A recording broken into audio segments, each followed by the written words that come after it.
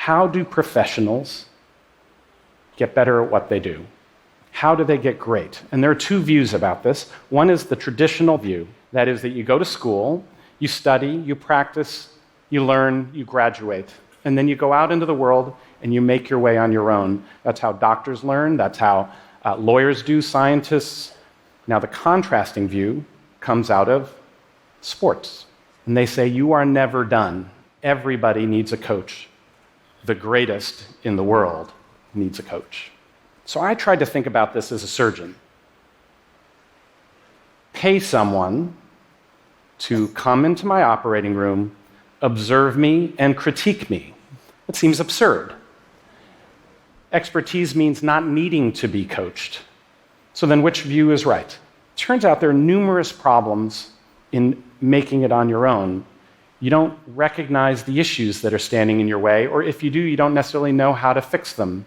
And the result is that somewhere along the way, you stop improving. And I thought about that, and I realized that was exactly what had happened to me as a surgeon. So I asked a former professor of mine who had retired, his name is Bob Osteen, and he agreed to come to my operating room and observe me. The case, I remember that first case, it went beautifully. I didn't think there would be anything much he'd have to say when we were done. Instead, he had a whole page of dense with notes. Just small things, he said. Did you notice that the light had swung out of the wound during the case?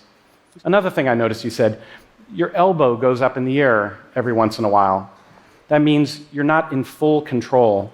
It was a whole nother level of awareness. He was describing what great coaches do. And what they do is they are your external eyes and ears, providing a more accurate picture of your reality. They're recognizing the fundamentals. They're breaking your actions down and then helping you build them back up again.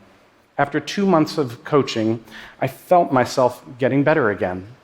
And after a year, I saw my complications drop down even further.